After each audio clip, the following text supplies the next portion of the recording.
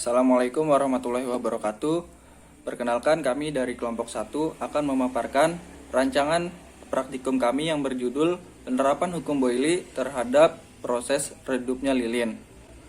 Kelompok kami beranggotakan Ade Rizky Berlian, Eka Lestari, Dea Fani Safuri, dan Muhammad Satria Rahmandika. Praktikum kali ini bertujuan untuk mengetahui penerapan hukum Boyle pada proses redupnya lilin. Yang kedua, untuk menganalisa adanya pengaruh oksigen terhadap pembakaran lilin di dalam gelas.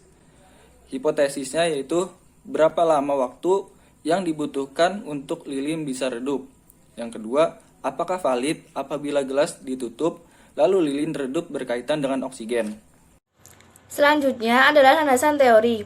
Fluida merupakan bagian dari perubahan bentuk benda termasuk benda cair, gas, dan padat. Fluida memiliki kemampuan untuk mengalir atau mengambil bentuk yang sesuai dengan wadah mereka. Fluida dapat didefinisikan sebagai zat atau entitas yang terdeformasi secara berkesinambungan apabila diberi tegangan geser walau sekecil apapun tegangan geser itu.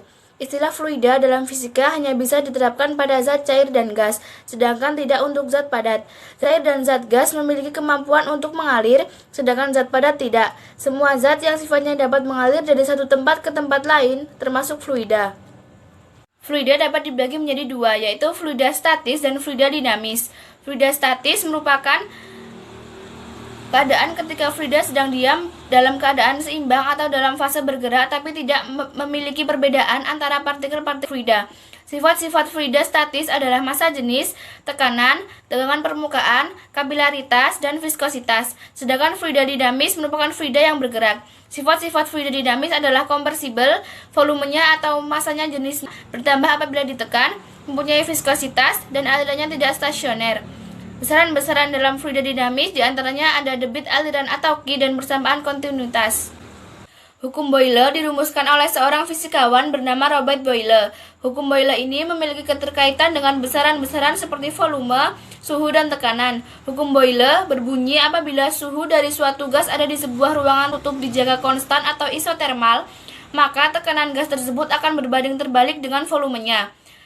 Hukum Boyle dapat berlaku jika gas berada dalam keadaan ideal, yaitu di mana gas terdiri dari satu atom atau lebih, anggap identik satu sama lain, disebut gas ideal apabila perbandingannya PV per NT dapat didefinisikan sama dengan R pada setiap besaran tekanan. Untuk memperlihatkan hukum Boyle, digunakan manometer yang berfungsi untuk mengukur tekanan tolak. Selanjutnya yaitu variabel.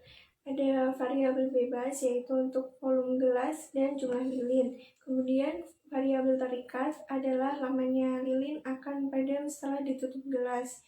Selanjutnya variabel terkontrol yaitu air dan lama lilin akan padam. Yang kelima alat dan bahan. Ada piring, gelas kaca bening, lilin dan korek api, air, pewarna makanan, dan sendok. Selanjutnya yaitu langkah kerja. Yang pertama yaitu menyiapkan alat dan bahan, yang kedua menyiapkan air dan pewarna, lalu aduk hingga merata. Yang ketiga hidupkan lilin dan letakkan di tengah piring, lalu tuangkan cairan ke piring tersebut. Yang keempat yaitu tutup lilin dengan gelas kaca bening, dan yang terakhir yaitu tunggu sampai lilin redup. Demikian penjelasan video dari kelompok kami mengenai rancangan praktikum yang akan dilaksanakan. Apabila ada kesalahan, kami mohon maaf. Wabillahi taufiq wal hidayah. Wassalamualaikum warahmatullahi wabarakatuh.